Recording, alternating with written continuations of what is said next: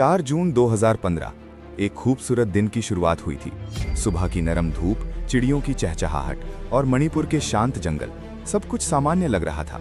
लेकिन ये खूबसूरती ज्यादा देर तक टिक नहीं पाई। सुबह करीब 8 बजे मणिपुर के घने जंगलों से एक ऐसी भयानक खबर आई जिसे सुनकर पूरा भारत हिल गया। पूरे देश में गुस्से की लहर दौड़ पड़ी और इसके बाद भारत ने कुछ ऐसा कर दिखाया जिसकी कल्पना दुश्मन तो क्या, शायद आप भी नहीं कर सकते थे। आखिर उस दिन ऐसा क्या हुआ था जिसने पूरे देश को झकझोर कर रख दिया? आइए जानते हैं आज की इस वीडियो में।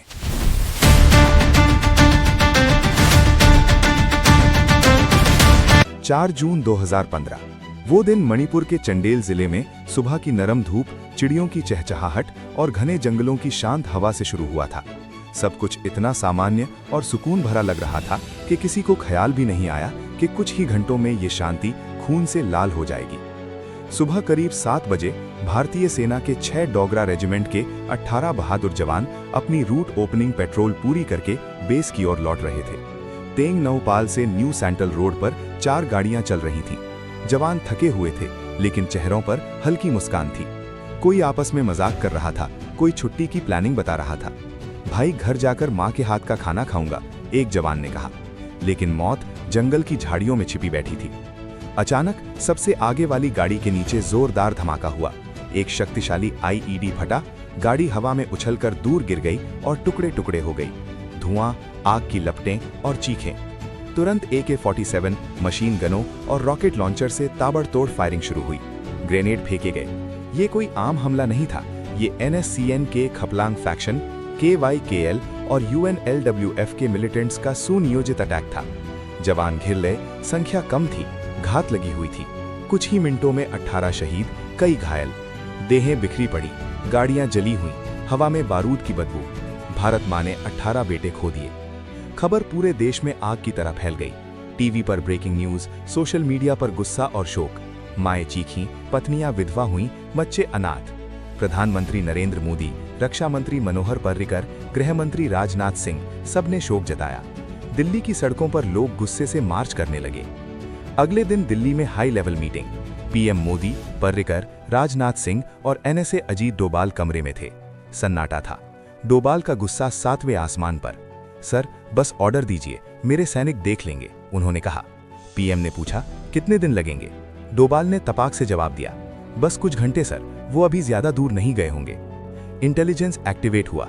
IB रॉ ने पुख्ता जानकारी जुटाई। पता चला हमलावर NSCN के खपलांग फैक्शन, KYKL और UNLWF के मिलिटेंट्स जो म्यांमार के जंगलों में कैंप चला रहे थे, वो बॉर्डर क्रॉस करके अटैक करते और वापस भाग जाते। प्लानिंग तेजी से हुई। पीएम ने क्लियरेंस दी, घर में घुसकर मारो। ये ऑपरेशन हॉट परस्यूट के नाम से जाना गया। अब आता है असली ऑपरेशन का हिस्सा।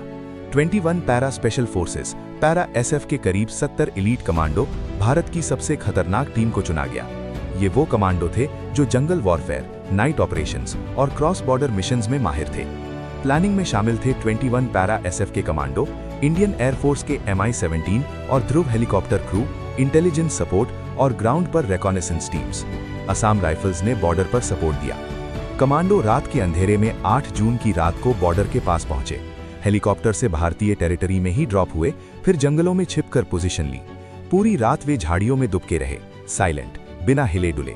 मिशन इतना संवेदनशील था कि एक भी आवाज नहीं निकलनी थी। रात भर मिलिटेंट्स ने अपनी रूटीन डिफेंस फायरिंग की। हर रात की तरह वे अंधाधुंध AK-47 से स्पोरैडिक बर्स्ट फायर करते थे, सिर्फ ये चेक करने के लिए कि कोई जंगल में घुसा तो नहीं। कभी कभी ग्रेनेड भी। भारतीय टीम ने खुद को कंट्रोल किया, कोई रिस्पॉन्स नहीं दिया। वे चुपचाप इंतजार कर रहे थे, जैसे शिकारी शिकार का। सुबह करीब 3 बजे यानी 9 जून की अर्ली मॉर्निंग असली ऑपरेशन शुरू हुआ। कमांडो 2 ग्रुप्स में बटे, एक NSCN के कैंप पर, दूसरा KYKL कैंप पर। हेलीकॉप्टर से क्लोज ड्रॉप के बाद वे 5 किलोमीटर ट्रैक करके कैंप्स के पास पहुंचे। रिकॉनेसेंस पूरा किया, पोजीशन ली। ऑपरेशन स्पॉट पर पहुंचने के बाद का नजारा भयावह था। घने जंगल, मिलिटेंट्स के कैंप्स में बैरक, हथियारों के ढेर, ट्रेनिंग ग्राउंड। मिलिटेंट्स उस वक्त सो रहे थे या सुबह की तैयारी कर रहे थे। ट्रेनिंग, ब्रेकफास्ट, हथियार चेक। कोई नहीं सोच रहा था कि मौत इतनी करीब है। कैंप्स में हल्की रोशनी, कुछ जाग रहे थे लेकिन ज्यादातर बेखबर। प्लान क्लासिक सर्जिकल स्ट्राइक का था। साइलेंट अप्रोच, सरप्राइज एलिमेंट और क्विक डिसाइसिव एक्शन। टीम 2 मुख्य ग्रुप्स में बटी थी। हर ग्रुप फिर 2 सब ग्रुप्स में, एक डायरेक्ट असॉल्ट के लिए, दूसरा आउटर रिंग बनाकर एस्केप रूट्स ब्लॉक करने के लिए। Night vision goggles, assault rifles यानी इंसास या AK variants, rocket launcher, grenade और साइलेंसर का इस्तेमाल। फायरिंग शुरू करने का प्लान, एक साथ कोऑर्डिनेटेड अटैक। पहले ग्रेनेड और रॉकेट से कैंप्स पर हमला, बारूद के ढेर में आग लगाना, फिर असॉल्ट राइफल से ताबड़तोड़ फायरिंग, कोई एस्केप नहीं। ऑपरेशन सिर्फ 40 मिनट में खत्म करने का टारगेट था। फायरिंग शुरू हुई, अचानक अंधेरे में कमांडोज ने असॉल्ट बोला। रॉकेट लॉन्चर से कैंप्स पर हमला, ग्रेनेड फेंके गए, एक कैंप को आग लगा दी गई। बारूद और हथियारों के ढेर में धमाके हुए। मिलिटेंट्स घबराए, भागने की कोशिश की, लेकिन आउटर रिंग ने हर तरफ से घेर रखा था। असॉल्ट ग्रुप ने क्लोज क्वार्टर बैटल में AK-47 और ग्रेनेड से सफाया किया। ताबड़तोड़ फायरिंग, चीखें, धमाके, सिर्फ 40 मिनट में सब खत्म। रिपोर्ट्स के मुताबिक 38 से 50, कुछ रिपोर्ट्स में ज्यादा मिलिटेंट्स मारे गए, कई घायल। भारतीय टीम की कोई कैजुअल्टी नहीं, सब सुरक्षित।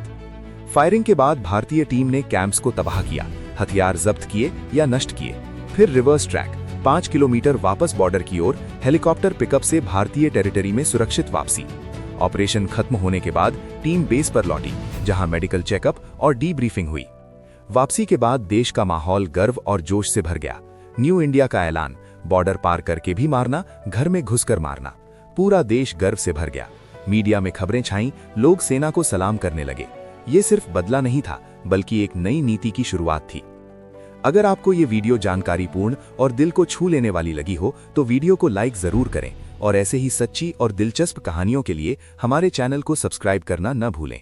शहीदों की वीरता को सलाम करने के लिए कमेंट में लिखें, जय हिंद।